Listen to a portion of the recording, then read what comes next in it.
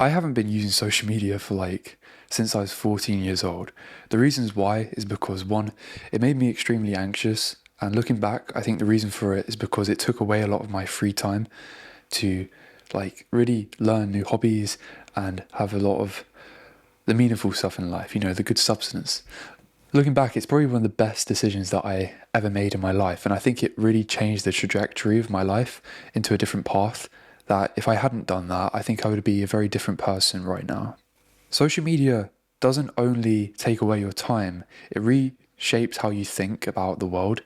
So, for example, Instagram makes you feel like your self-worth is attached to your looks and your status and how much you travel.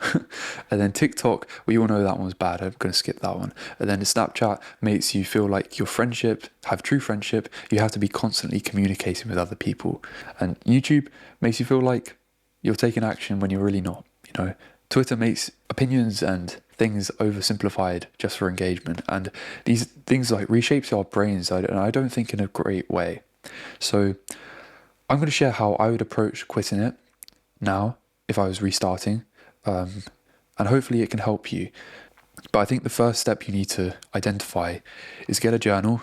You can do this with me if you want, and write down a clear goal for your life. It could be 3 months, a year, 2 years, and write down what you really want to achieve. This can be something for your mind. So for me, I want to read more books because it's something that really helps my brain think better, and I just generally feel a lot more happier when I read more. For my body, you could have any goal, like run a marathon, or I want to do this amount of pull-ups or push-ups. I want to do push-pull legs or something like that, right? For your career and your finances, have a goal for that. Have a goal for your personal happiness, your social relationships and stuff like that. And then when you're doing all these things and you've written down what you want to get lucky about, you need to be very clear of why you want to get lucky about that thing. Is it intrinsic? Is it something that if you had to live only a year from now, is that something you'd be striving towards and you'd be happy with the result of it, if you got it? And having that strong reason, that strong why, I think can snap you out of an addiction like social media, because normally that happens when you don't have a plan for your life and that thing is taking control of your life, in a way that we don't normally want. The next step, once you've written down the goals that you want, identify the tech that's going to help you get there. So what tech are you going to focus on to achieve those goals, and what tech are you going to cut out?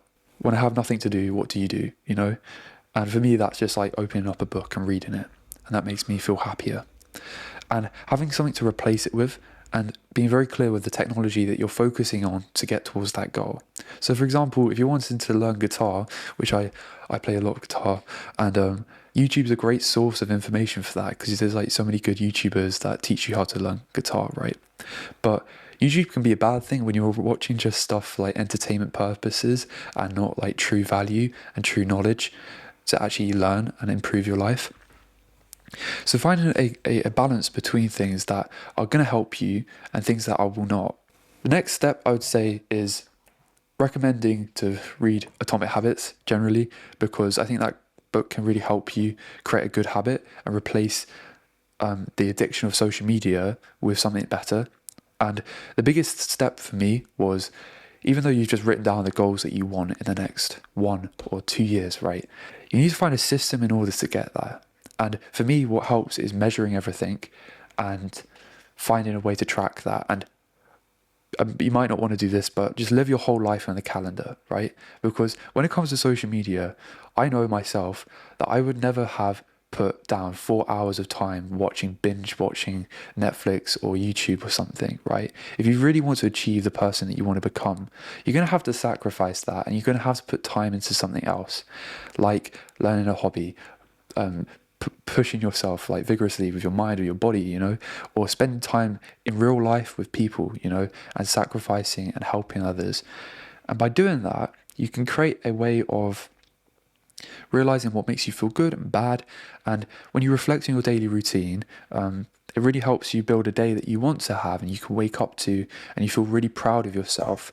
And that pride, I think, is a real good thing to feel like you can continue doing the things that you want to be doing.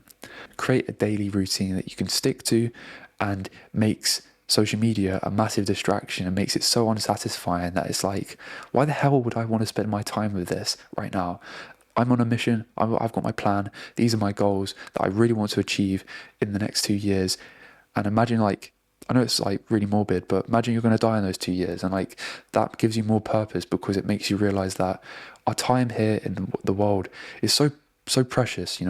Every moment that we have is so precious, and it's such a beautiful thing that we all have. And really don't take it for advantage because it can slip away so quickly. And that's something that I have to try and remind myself of every single day.